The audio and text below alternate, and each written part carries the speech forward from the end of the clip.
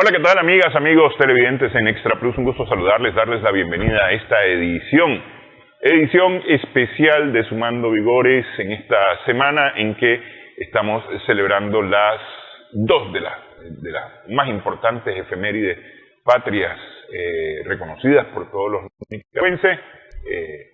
El triunfo sobre las tropas de William Walker en 1856, el 14 de septiembre de 1856, hace 166 años, y la declaración en Ciudad Guatemala del Acta de Independencia de Centroamérica, que hemos discutido ya en otros programas, especialmente el año pasado para estas mismas fechas, acerca de 1821 como la verdadera fecha de la independencia o 1823 como el año de la real independencia de Centroamérica.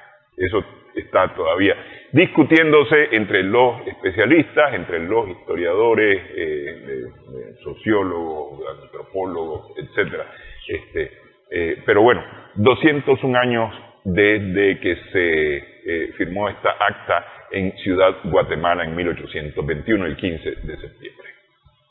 Vamos a volver un poco, como nos hemos dedicado en esta semana a hablar un tanto de los personajes, vamos a volver un poco a 1856 y unos años antes para entender qué es, aunque conversamos acerca de William Walker ya en una edición anterior, qué es lo que ocurre, por qué llega a venir William Walker a Nicaragua, qué es lo que hace que William Walker llegue a Nicaragua, el origen de la llamada Guerra Civil por la cual William Walker viene a Nicaragua en 1854, derrotado más tarde, 2 años más tarde, en 1856. Estamos con el doctor Rafael Casanova Fuertes para hablar un poco de esto, historiador, miembro de la Academia de Geografía e Historia de Nicaragua. Muchas gracias por estar con nosotros. Muchas gracias a tu persona por invitarme aquí, como dice tu programa, a seguir sumando vigores.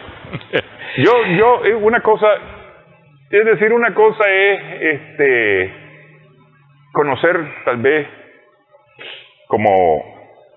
y repetir como lora la historia, perdón, repetir la historia como una lora y entonces decir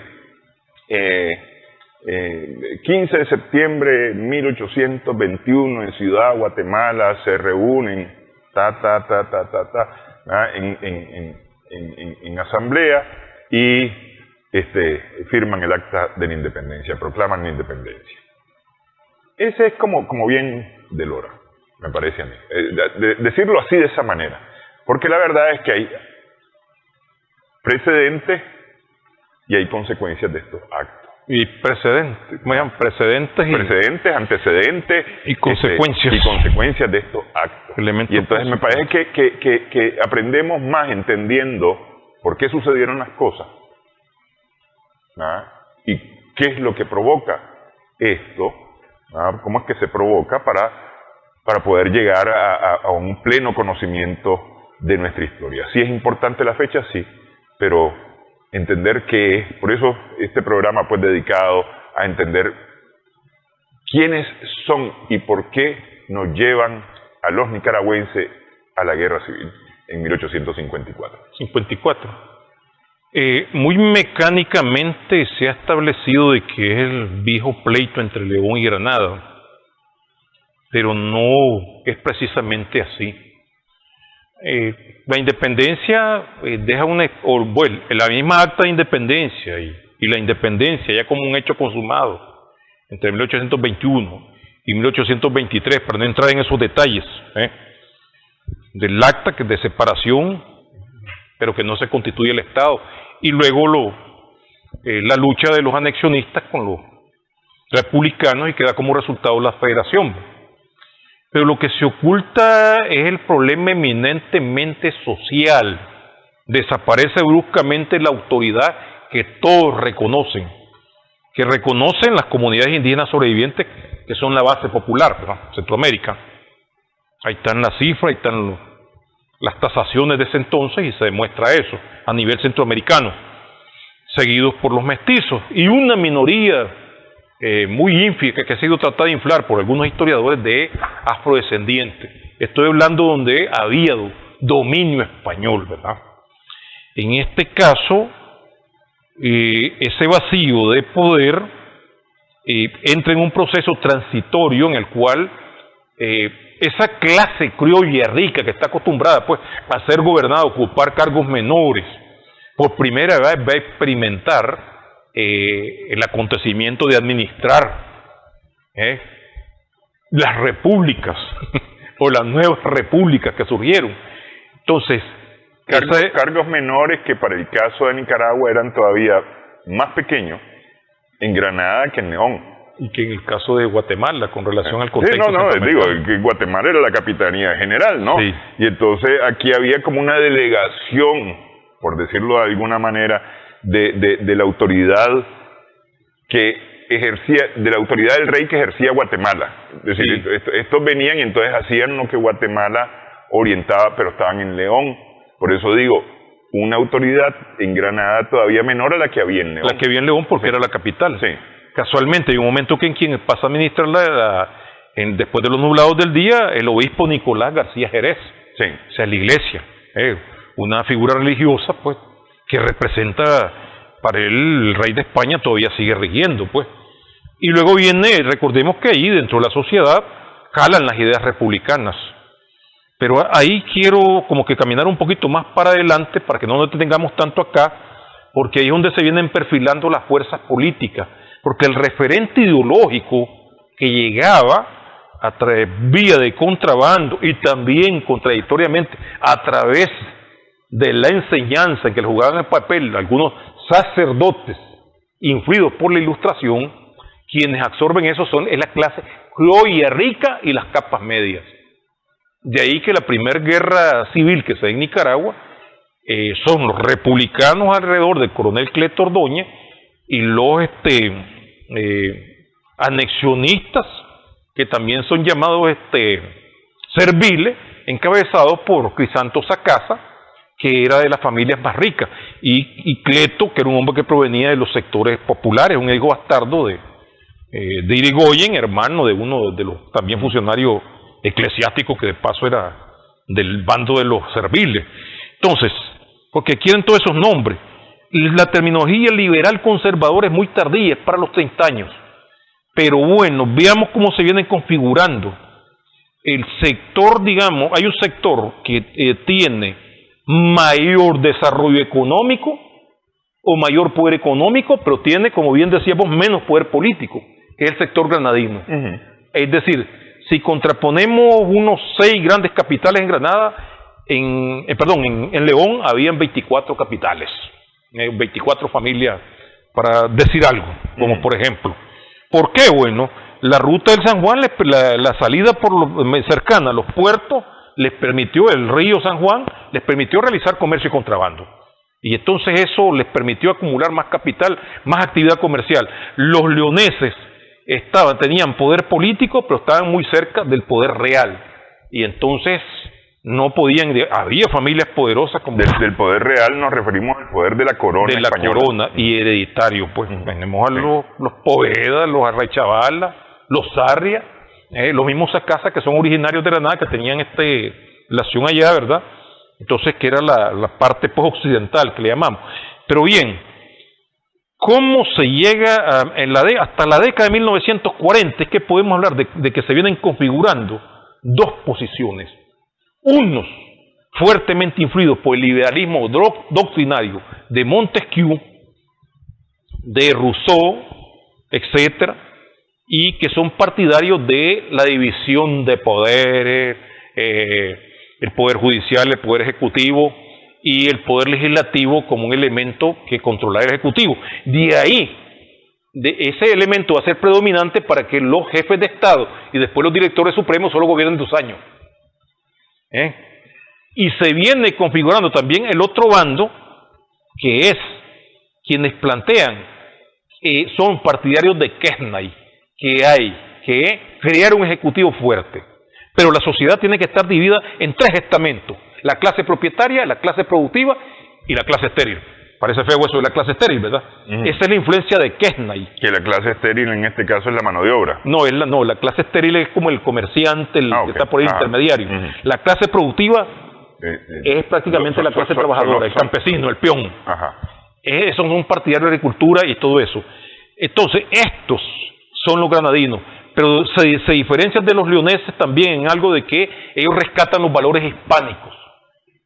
Al contrario, los leoneses rescatan, se sienten simpatizantes de Norteamérica por un lado, pero principalmente de Francia, a partir de las visitas y las giras que hacen algunos de estos dirigentes de la élite leonesa, como Francisco Vaca, como Máximo Jerez, como Francisco Castellón, que van a Europa y se empapan de las ideas liberales. Entonces, ellos siguen defendiendo esa idea, y esto es lo que da como resultado las discusiones de la década de 1840 de una reforma constitucional. Pero bueno, pasemos por alto. Recordemos que la Constitución de 1826, Constitución republicana, y casi poco funcional, porque funcionaba la sombra de la Federación y la Federación no llegó a funcionar. Entonces viene la Constitución de 1838, que es donde se separa como Estado, no como República, fijémonos bien el detalle. Se siente todavía parte del Pacto Federal. Por eso es importante que posteriormente, ¿por qué se llama Guerra Nacional, verdad? La primera en romper ese pacto federal es cuando Guatemala se proclama república, que es donde estaba la capital, ya con Carrera, ¿verdad? Saliéndonos un poquito del contexto nicaragüense. Pero en lo interno de Nicaragua se producen ciertas situaciones en donde la separación de Centroamérica, del contexto centroamericano como integración pues con la del 26, con la del 38, no lo resuelve. Está el conflicto donde ya se vienen configurando estos dos grupos. El predominio que viene de Granada lo pierde después de la guerra de Cerda y Argüello, y de 1830 en lo adelante, y sobre todo después del 34, es León. Y León tiene el control militar. En León se viene configurando esa idea que estamos hablando inicialmente de el legislativo fuerte, el legislativo que controla el ejército, y el ejecutivo sobre el legislativo, y el judicial también como un elemento de equilibrio de poder dentro del modelo republicano de la Ilustración.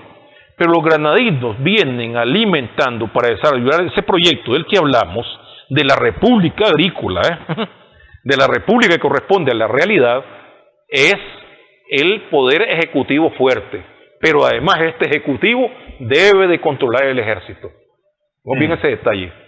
Por ahí donde tal vez donde viene aquel fenómeno que se dio en el 54, ¿verdad? Los leoneses no están pensando en el control del ejército. ¿Quién controlaba el ejército? El ejército lo controlaba León.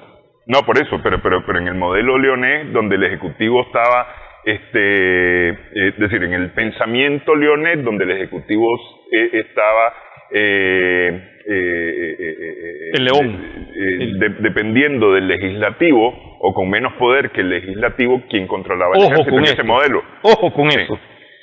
En ese periodo del que estamos hablando, que lo ubicamos entre 1834 hasta 1844, el legislativo predominan los de los leoneses. La Cámara Baja, las cámaras, hay mayoría del sector occidental partidario de ese liberalismo rojo. Correcto, que le llamaban ellos. Está bien. ¿Y quién controla el ejército? El legislativo. El legislativo. Pero el principal poder para cualquiera de las dos modelos, el principal poder es el que controla el ejército. Es decir, el ejército responde al principal poder, no necesariamente al legislativo o al ejecutivo, sino al que tiene más fuerza. Entonces, esa es la línea, ¿no? Es muy importante, como dice aquella canción de Clodomiro Ñejo, no solamente la música, sino veamos la letra.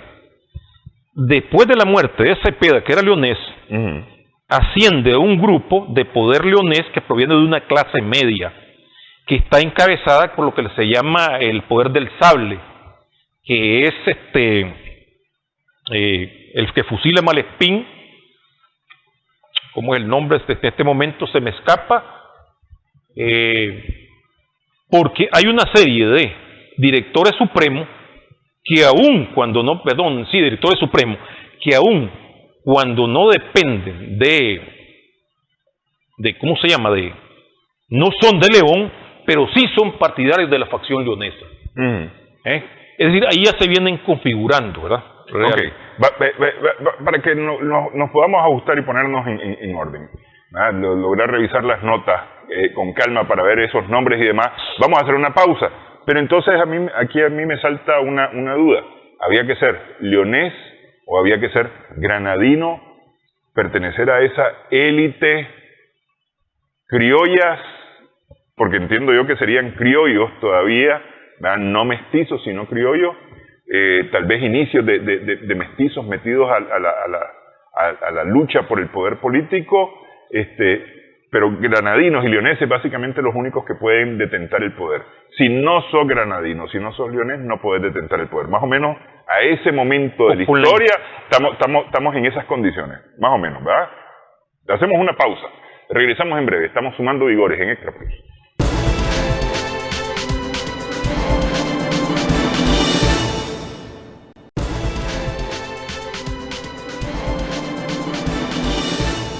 Continuamos sumando vigores en Extra Plus. Estamos hablando acerca de los personajes, los pensamientos, los hechos que llevan a 1854, a la Guerra Civil, que deviene en la avenida de William Walker y en la Guerra Nacional, que recordamos el 14 de septiembre con la batalla de San Jacinto. Ok, estamos yéndonos un tiempo un poco más atrás, ya hemos hablado del momento de la independencia y llegamos a 1837 cuando matan a José Cepeda. José Cepeda. Sí, es muy importante destacar, Néstor, de que en los primeros años del mundo republicano, del 24-26, hay un predominio granadino. Recordemos que el primer jefe de Estado es Manuel Antonio Lacerda, su vicejefe que le sucede, con el cual entra en guerra civil, Juan Argüello, granadino, ¿verdad? Y el protagonismo lo tienen más los granadinos, que Santos Acácer era de Granada, Cleto Ordóñez era de Granada. Posteriormente, con la intervención de las fuerzas centroamericanas que tuvo Denisio Herrera, todavía continúa este predominio granadino. Pero ¿cuándo se pierde el predominio de Granada? Cuando son fusilados los principales jefes militares de Granada, que eran encabezados por Cándido Flores, y el resto se refugia en Costa Rica. Esto sucedió en el año de 1834, al finalizar prácticamente la gestión de Dionisio Herrera, que era hondureño, que vino como pacificador. Pero bien, entra José Cepeda, que José Cepeda es muy importante en el sentido que es el que trata de hacer las primeras reformas, llamémosles protoestatales, hacer que funcione el sistema de Hacienda, las intendencias que todavía, fijémonos bien, no existen los ministerios todavía. Es una rémora del periodo español. La intendencia de armas, por ejemplo. Un ministerio general no existía, sino del jefe de Estado. El resto, es decir, hay una serie de instituciones que son rémoras del periodo colonial. Pero él hace reformas muy importantes en el campo de la hacienda, en el campo de la educación, en el terreno pues del funcionamiento del Estado, del sistema de educación pública, pero es asesinado, digamos, por medio de un golpe de Estado que no lo dan los granadinos. José Cepeda es leonés, lo hacen los mismos leoneses, que es donde emerge Castro Fonseca y Bernardo Méndez, que están detrás del golpe. Ellos no asesinan a José Cepeda, sino que utilizan a un personaje llamado Braulio Mendiola, ¿verdad? Que ellos mismos lo fusilan, ¿verdad? Pero es lo que le llaman el poder del sable. ¿Qué quiero decir con esto? Que aquí comienza un predominio de León, de Occidente, en el territorio. Es decir, no hay figuras de granadinas. Y también volvemos nuevamente a aquello de que el legislativo predominando sobre el ejecutivo. Pero ¿qué se quejaban los granadinos? De que el legislativo estaba controlado por el poder del sable. ¿A qué le llaman el poder del sable? Es muy importante que en la historia nosotros conozcamos esto. Es Castro Fonseca, es un jefe militar que no llega a la jefatura del Estado, pero es el jefe del ejército. Entonces él influye fuertemente, según el criterio de los granadinos, sobre los diputados, los senadores, porque habían dos cámaras, cámara alta, cámara baja, pues, cámara de diputados, cámara de senadores. Y en esto sí había predominio de senadores leoneses y de diputados leoneses occidentales, o estaban bajo el dominio occidental. Por ejemplo, había diputados de Rivas, senadores de Rivas, y eran partidarios de Occidente, aunque también había partidarios de Granada, pues también en Rivas, en la Segovia, en otras partes. Entonces, este predominio que tiene Granada, ¿cuándo se pierde? Se pierde cuando se da la guerra de Malepín. La guerra de Malespín se da entre 1844 y 1845, porque Nicaragua se liga a los conflictos centroamericanos, aquellos intentos por reconstruir la federación que hacen los llamados coquimbos o marazanistas, involucran a Castro Fonseca y eso provoca la intervención de fuerzas de Honduras y El Salvador. En Nicaragua. En Nicaragua. Honduras y El Salvador invaden Nicaragua bajo la jefatura del general Francisco Malespín, que era antimorazanista, anticoquimbo, y Malespín es algo muy conocido que hizo desastres en León, pues, lo que no en la cultura política no existía en Nicaragua. Fusiló a curas, a enfermos, secuestró gente para que le pagaran los rescates, hizo barbaridades, y un tipo pues totalmente, como decimos popularmente, buen nicaragüense, desfachatado, se mantenía en estado de ebriedad. Entonces, ¿qué sucede? Esto hace que León caiga, o sea, la élite leonesa pierda el poder que tuvo hasta ese momento, y los granadinos prácticamente resurgen como renovadores, es decir, como elementos que vienen prácticamente a estabilizar la situación política en el territorio. Aquí ya estamos hablando de la década de los 40. 1845, el gobierno provisorio de Blas Sáenz, el gobierno de Silvestre Selva, son gobiernos transitorios hasta que es electo directamente José León Sandoval como director de Estado, director supremo.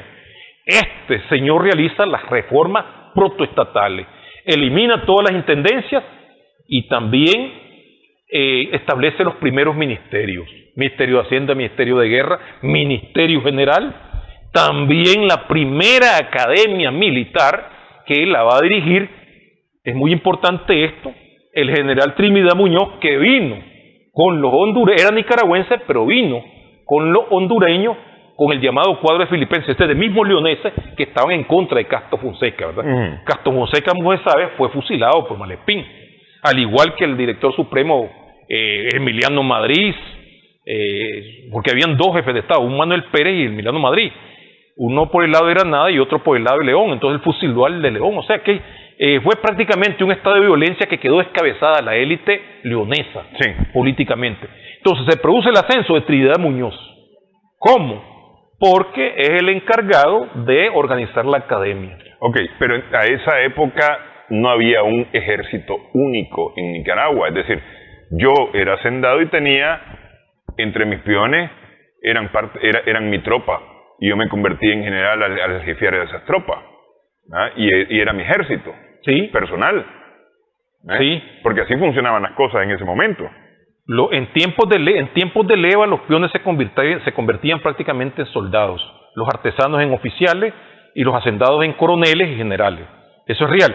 Pero José León Sandoval trata de establecer un ejército que dependa del Ejecutivo. Que ya dijimos, este es el modelo que Granada quiere implementar. Que quiere Granada imponer. Es decir, el Ejecutivo por encima del Judicial y por encima del Legislativo. En los primeros momentos, Sandoval es apoyado por los leoneses, que quedan, pues, digamos, los leoneses que sobreviven, porque también esa contradicción, un sector de los leoneses entró en fuertes contradicciones con Fonseca, y hundiéndose el barco, también prácticamente participaron en los últimos momentos contra Castro Fonseca, ¿verdad? Pero bien, ¿cómo recupera el equilibrio León? Al momento de las reformas protoestatales de José León Sandoval, se producen los alzamientos populares, porque no hemos tocado que había una fuerte contradicción social. Había un intento de las dos élites para hacer desaparecer las comunidades indígenas. ¿Y qué proyectos tienen? Bueno, Costa Rica y Guatemala están progresando porque están desarrollando productos de agroexportación. Entonces, Nicaragua necesita brazos, mano de obra libre. Esa población indígena holgazana hay que incorporarla al progreso. Hay que eliminar el comunismo de propiedad. ¿Qué cosa es el comunismo de propiedad? Las tierras comunales y dales heredadas de la colonia. La población indígena tenía suficiente capacidad para el autoconsumo, para subsistir, y ya no están obligados a trabajar por las leyes del mandamiento en periodo de España, que existían antes. Claro, La élite impone las famosas leyes de agricultura que los obliga a trabajar y causa resentimiento. Y también las reformas protoestatales que afectan a la población indígena productora de tabaco y también a los productores de aguardiente, que esa es una situación. Un Estado sobrevive a partir de dos rentas fundamentales, el tabaco y el aguardiente. ¿Por qué razón? Se chupa en invierno y en verano, se fuma en invierno y en verano, después los fósforos, ¿verdad? Posteriormente, ¿verdad? Pero bien, pero bueno, todavía eso es así porque es más, se llama industria fiscal. Es la industria fiscal, sí, correcto, sí, es la principal industria fiscal. Sí. Entonces, también José León Sandoval pone a funcionar las aduanas, entre otras cosas, las garitas en los territorios. Esto provoca un fuerte resentimiento y también en ese periodo se empieza, y esto es muy importante, se empieza a discutir desde entonces la reforma constitucional, que da como resultado posteriormente, ya fuera de Sandoval, el proyecto constitucional de 1848. 848, eliminar la del 38. Este proyecto constitucional dejaba implícita, eliminaba los derechos de las comunidades indígenas.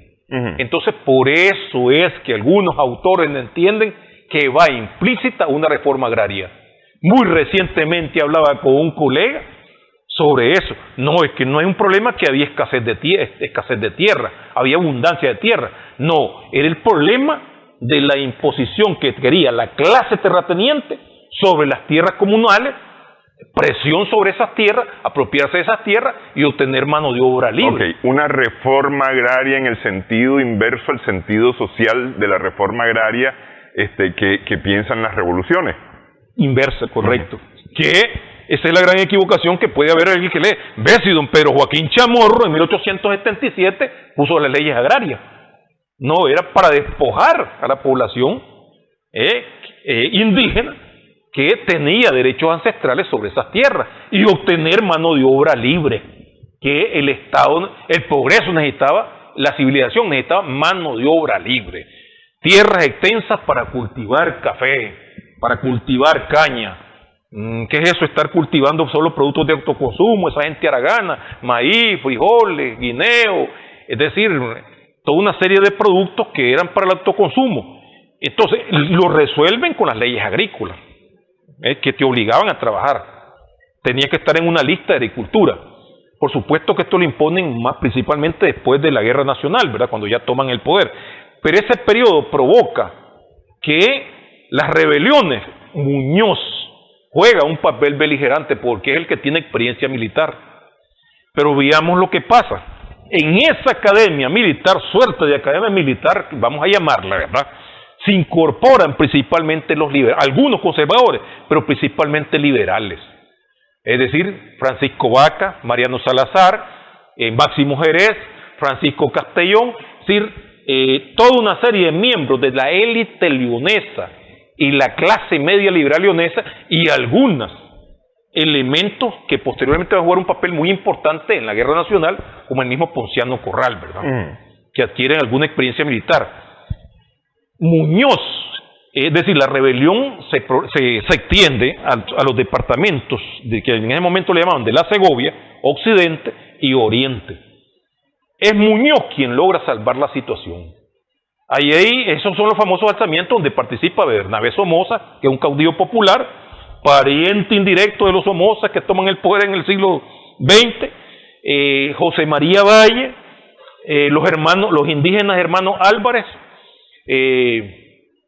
Changorindio, Francisco Cisneros, que se proclamó rey chorotega en Jalteba, ¿verdad?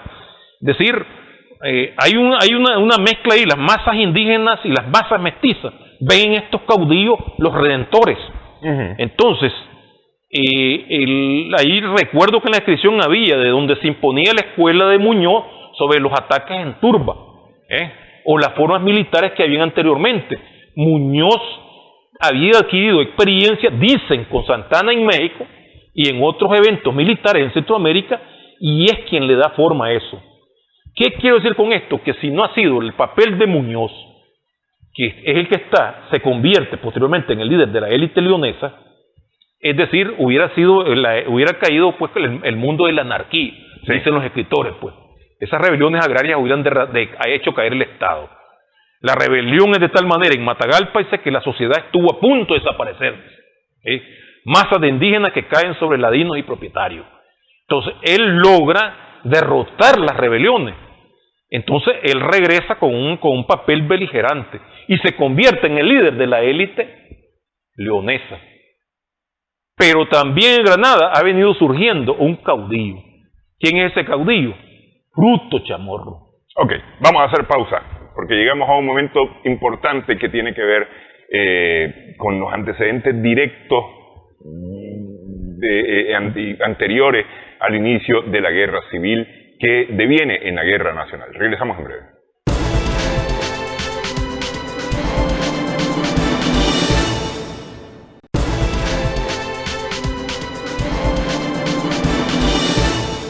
Continuamos en esta edición especial dedicada a estas festividades patrias, en Sumando Vigores en Extra Plus. Estamos conversando con el doctor Rafael Casanova Fuerte, historiador. Fruto Chamorro, hijo natural de Pedro Joaquín Chamorro Argüello. Pedro José Chamorro Argüello, que viene siendo el bisabuelo de los Pedro Joaquines. Correcto. De los Chamorros, o el abuelo de Pedro Joaquín Chamorro Cardenal. Sí, de los Chamorros Zelaya y después de los Chamorros Cardenal.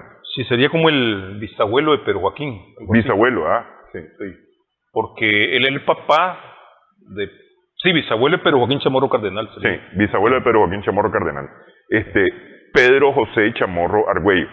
Fruto Chamorro era tío, abuelo de Pedro Joaquín Chamorro Cardenal.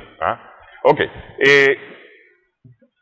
En los libros de historia, que por lo menos en mi época estudiamos, Fruto Chamorro es el último jefe de Estado de Nicaragua y el primer presidente de Nicaragua. Pero ¿cómo aparece en política Fruto? Un muchacho hijo natural, además. Sí. Es el hijo de Pedro José Chamorro, cuando va a estudiar a la Universidad de San Carlos, Guatemala, y lo atiende una indígena que ha adoptado pues el apellido de Josefa Pérez. Entonces por eso es que algunas veces le llamaban despectivamente Fruto Pérez. Ajá. Y algunos familiares de él le llamaban Frutos Chamorro, ¿verdad? Y la esposa de don Pedro José lo adopta como hijo y le quiere poner el nombre Alfaro, pero él no acepta, ¿verdad? ¿Por qué? Porque la voluntad de don Pedro José, sintiendo que estaba muy enfermo y que sus hijos de matrimonio legítimo estaban todavía en el periodo de la niñez, fue que Fruto viniera a hacerse cargo de la tutoría de ellos. Uh-huh. Porque don Pedro José le pagó los estudios. Él se graduó de agrimensor en la Universidad de San Carlos, que es una de las dos universidades que existían en Centroamérica, la de San Carlos y la de San Ramón. Con un nombre que todavía hoy perdura, pues, la Universidad de San Carlos de Guatemala. Sí. Entonces sucede de que él al venir a Nicaragua asume la tutoría de los hermanos, ¿verdad? Y además empieza también a destacarse en sus trabajos como profesional, como agrimensor. La medida de tierra, por supuesto, entre la misma clase terrateniente. Logra rescatar, no es que rescatar, sino mantener el prestigio de que mantiene el capital de la familia. Por lo tanto, es un representante de esta familia, de una de las familias más antiguas, aun cuando es un hijo bastardo. En la política, él tiene una participación muy beligerante ya desde los años 30, sobre todo en el 40, cuando se creó un intento de reestructurar la Federación Centroamericana. Él fue el delegado y estuvo residiendo en El Salvador, de la famosa intento que hubo de confederar Nicaragua, El Salvador y Honduras. No se incorporó ni Costa Rica ni Guatemala, ¿verdad? En ese mismo periodo en el cual surge Malespín, uno de sus biógrafos, que es uno de sus descendientes, sobrinos, nietos de Pedro Joaquín Chamorro Zelaya, y una biografía, dice que a partir de ahí él se orienta hacia la corriente conservadora porque está bien, no se usaba el término de conservador, pero sí se utilizaba la palabra de conservación social. La conservación social, y la utiliza mucho tanto Fruto Chamorro en sus escritos, como lo utiliza también otro conservador, Pedro Francisco de la Rocha, y la utiliza también José León Sandoval y ese grupo. Entonces, de ahí viene lo que podríamos llamar el Partido Conservador, ¿verdad?, que se opone al rojismo liberal de León. Sí, eso ya se usaba en la década del 40. Los legitimistas y los demócratas. Ya eso lo adoptan y posteriormente, ya en plena guerra. Por legitimidad o muerte, y los otros, nosotros somos democráticos. Pero bien, en la lucha contra las facciones, Fruto Chamorro participa con cuerpos de militares granadinos como segundo de Muñoz. Detrás de él también estaba Ponciano Corral, que también va a ser beligerante en la guerra nacional, pero son muy beligerantes en la lucha contra las facciones. Por ejemplo, en la derrota final de Bernabé Somoza en 1849 hay una página negra. Ni por más que su pariente ascendiente cercano, pero Joaquín Chamorro Zelaya, quiera librarlo, pero él fue el que entregó a su amigo personal de muchos años, Bernabé Somoza Martínez, el máximo caudillo de los rebeldes, se le entregó a Muñoz, en la alianza que tenían ahí en Rivas, y fue fusilado.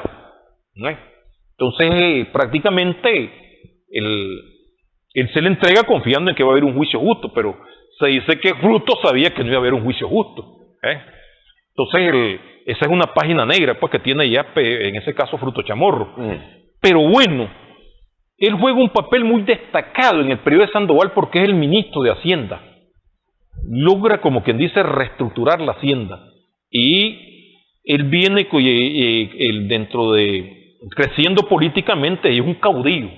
Él pasa por encima de todos los demás miembros de la élite granadina y juega un papel muy importante en conjurar el golpe de Estado que da Muñoz en 1851. Eso le permite crecer prácticamente porque Muñoz se da cuenta de que la élite granadina pues viene acaparando todo. Y él prácticamente da un golpe de Estado contra el hombre que traslada la capital a Managua, más conocido por eso, que es Laureano Pineda en 1851. Pero Fruto Chamorro logra una alianza con enemigos de Muñoz en Chinandega, el mismo José María Valle, que había sido enemigo de él en lucha de facciones, y logran aplastar a Muñoz, y Muñoz sale exilado, pues fuera de Nicaragua, y Fruto se convierte, la élite, esto es muy importante esto que te voy a decir, la élite leonesa queda bien debilitada. Ahí es donde empiezan ya a figurar Máximo Jerez, Francisco Castellón, Mariano Salazar, Francisco Vaca y otros. En el caso de Occidente, tenían también ramas en Rivas. Por ejemplo, te mencionaba que hay gente, por ejemplo, el caso de Máximo Espinosa, que es el que le sirve de guía a Walker en Rivas. Rosa Pérez de Rivas, varón, ¿verdad? En Granada, el padre Vigil era de la corriente democrática. Entonces, ¿qué sucede? ¿De qué llegamos a 1893, en el cual Fruto se convierte en el último? En 1853, en el último en el último jefe de Estado, que era el título que ocupaba quien encabezaba el Poder Ejecutivo, y se convierte en el primer presidente. Y hay que decir algo, pues, de que ellos logran, no con una inmensa mayoría, pero logran imponer el proyecto constitucional, a pesar de la oposición que tienen del sector occidental, o sea, el sector del leonés, porque bueno, Granada se convierte en el núcleo de la conservación social, León se convierte en el núcleo del rojo vivo liberal. Los partidarios de que el gobierno siga siendo los 2 años el predominio ejecutivo y que el predominio del legislativo, y que el legislativo controle el ejército. Fruto Chamorro logra imponer una constitución que de alguna manera no es reconocida como una ley vigente o como una ley, por algunos especialistas, por algunos historiadores, no es reconocida como tal, porque es hasta el 58 cuando finalmente se impone, porque se impone un estado de guerra. Pero es por esta constitución que empieza la guerra. Por esta constitución es que empieza la guerra. Él prácticamente entra de facto, y él, Fruto Chamorro, se siente ubicado en el 48, en el 49, que esto se resuelve por la fuerza. No se pueden permitir contemplaciones. Entonces se opone Jerez, se opone todo este grupo de leoneses. El primero los encarcela y luego los exila. Entonces aquellos obtienen el apoyo de Cabañas e inician en 1854 la rebelión. Entonces esa constitución queda vigente por el lado del Ejecutivo que impone, por el lado de la ejecución directa que hace Fruto Chamorro. Entonces el otro grupo protesta contra esta reforma constitucional y se declara en armas por la democracia, dicen ellos. Por eso es que utilizan el bando democrático, ponen la divisa roja y los legitimistas dicen legitimidad o muerte, la divisa blanca. Entonces, aquí están como reeditando cómo logramos eliminar el grupo de Somoza, que eran los liberales populares, los liberales que apoyaban las masas indígenas y mestizos pobres por la fuerza. Pues vamos a acabar con esto de esta misma manera. Ok. Voy a volver a una pregunta que hice hace un rato. ¿Había que ser criollo, habría que ser mestizo para optar a los poderes de León o de Granada? En Granada, bueno, ¿qué habría más? O como Cleto Ordóñez podía uno ser indio. Mestizo, sí. El problema, recordemos que había una discriminación racial, pero también existía lo que se llama, no sé quién le llamaba el racismo dogmático, porque había mestizos que hacían algo parecido a lo que hacía España, eran declarados blancos, criollos, a pesar de que no lo eran, como es el caso de la familia Cuadra, donde Juana Agustina Montenegro, hija de don Agustín Montenegro, hija natural, y una esclava, se casa con José de la Cuadra. Entonces salen mulatos los hijos. Sí. En el caso de Fruto Chamorro Pérez, era mestizo, pero dentro de la categoría, dentro del hecho de que él al entrar en la sociedad granadina, pasa como blanco. Claro, porque Pedro José Chamorro Zelaya lo introduce, es decir, tiene ese padrinazgo. Y el otro caso que yo coloco en mi tesis magistral es el caso de Ponciano Corral. Ponciano Corral viene de Costa Rica, es mulato, pero viene con un gran capital heredado de su padre. Pues todavía no se ha investigado a fondo.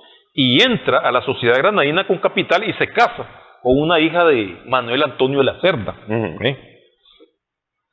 Entonces, prácticamente como que encontramos algunos mulatos a título individual logran colarse, una palabra muy nica, ¿verdad?, dentro de la élite criolla. Es una minoría, es a título individual, no es que, como dicen algunos, una masa de mulatos llegó, o los mulatos de Haití por encima de la masa negra de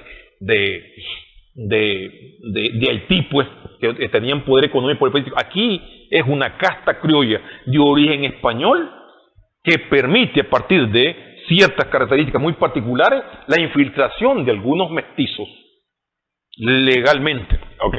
A 1821, básicamente quien tomaba las decisiones en Nicaragua y quien resolvía los conflictos en Nicaragua dependía de las decisiones de la corona española. Es decir, aquí Rafael Casanova tenía un problema con Néstor Espinosa y era a través de las decisiones de la corona, ya fuera tomadas aquí en Nicaragua, tomadas en Guatemala o tomadas directamente en España, que se resolvía el diferendo. Si no era por la vía de las armas, era de esa forma en que se resolvía. Es decir, que tenía que ser desde afuera la solución. Ese pensamiento todavía tiene fuerza suficiente que 30 años después, en 1854, es decir, 30 años después de la independencia, como para que los leoneses busquen a alguien desde afuera que los ayude a ganarle a los granadinos. Recordemos que es una lucha por el poder político. Sí. Entonces, en León hay un panorama que, y tal vez aquí lo revuelvo un poco con lo que estamos hablando. Ahí hay una clase media profesional que tiene cierto poder. En perspectiva, son profesionales liberales y están ligados también a la élite, pues a la élite terrateniente leonesa. Pero que aquí hay una lucha por el poder político en primera instancia, pero hay un momento en que cuando estalla, iríamos directamente a la guerra civil, se dan cuenta que están empatados. Hay una ofensiva que lanza Don Fruto contra la invasión que viene, que penetra por el Realejo. Sin embargo, pierde la batalla del Pozo y los leoneses pasan a la ofensiva, pero no pueden derrotarlos, se desgastan. Esto que estás preguntando es una cuestión que después se viene insertando en la política criolla y sobre todo la que adoptan las élites, pero es un poco más tardío. Por ejemplo, esa visión que tenían ellos de lograr que Nicaragua se convirtiera en un emporio tenía que ver con, ellos miraban los ojos de Europa. Por ejemplo, ellos soñaban con el canal por Nicaragua y hablaban de que esto se convirtiera en una especie de canal de Suez y que iba a desarrollar el país, pero además creían en la inmigración extranjera. En ese sentido, todavía los liberales eran más agresivos, es decir, que la migración extranjera iba a ayudar al desarrollo del país. Y eso va a ayudar mucho en la mentalidad de aquello que cuando Walker llega al país, el padre Vigil, por ejemplo, la estrella del norte, el ángel tutelar. Entonces, hay algo muy importante.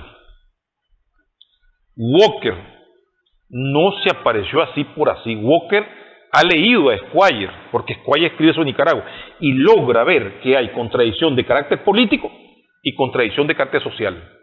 Lee las declaraciones de los indígenas, hay oposición social. Lee las contradicciones que hay. Recordemos que Squire se fue en 1849 y se fue en 1850, pero él enviaba artículos a los periódicos de Estados Unidos.